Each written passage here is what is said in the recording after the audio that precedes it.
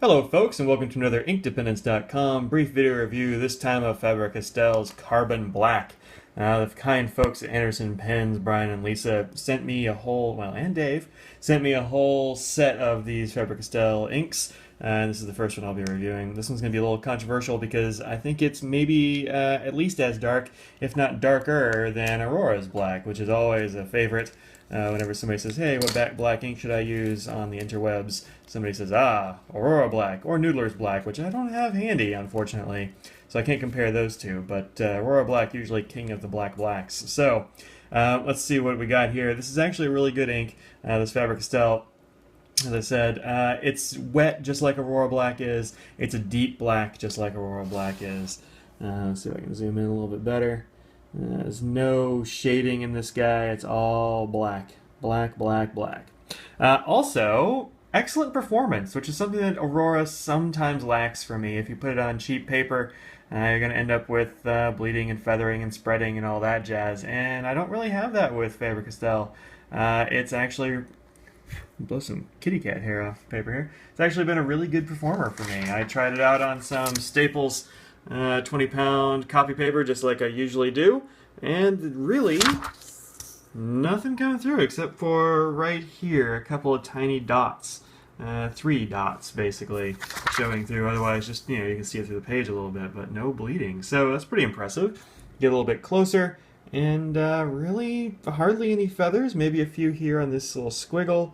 If you zoom in closely, well, I don't know, maybe not. It's hard to say, but really good performance out of this this ink. And also, the nib that this was in is a fairly wet nib. That's the nib on this here Faber Castell Basic.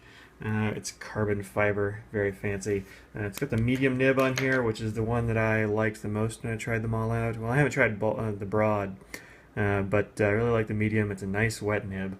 Very good stuff. Decided a black ink and a black pen from the same company, give it a shot. So, here it is next to a bunch of other things. The reason the Aurora black there is crossed out and redone is because I thought I had Aurora black in that pen, but I'm fairly sure that was Duke again. It was another pen that I hadn't written down what was in it. That's the thing about having a lot of pens on your desk and having them all filled up with ink. There's some pens.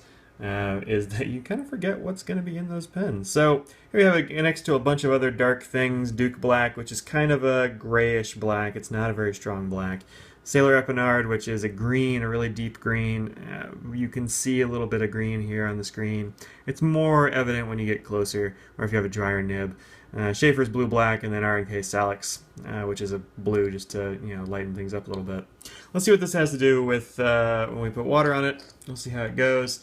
I put almost up here because I kind of feel like this isn't going to be water resistant, but let's see what it's got going on. Let's see. Here comes the water.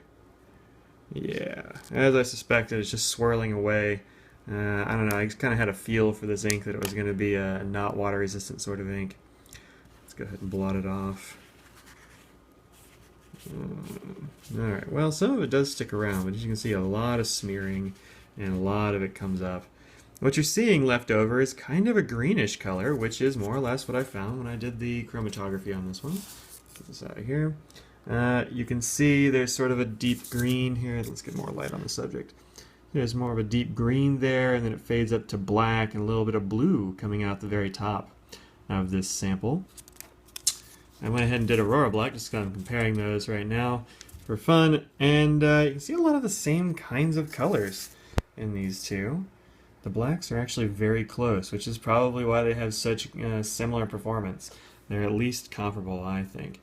So, there you go. That's Aurora Black and Faber Castell's Carbon Black. Both of them are darn good inks.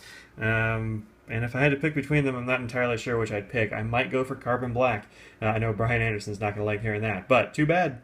That's the way it goes. Carbon Black seems to have better performance for me. Doesn't bleed, feather, spread. Love that.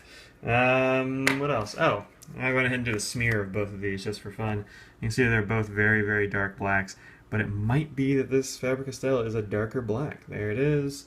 And there's Aurora. You can see more of gray tones in there, a little more shading. No real shading on this Faber Castell. Anyway, there you go. That's the quick and dirty look at Faber Castell's Carbon Black. I'll see you on the blog. Peace out.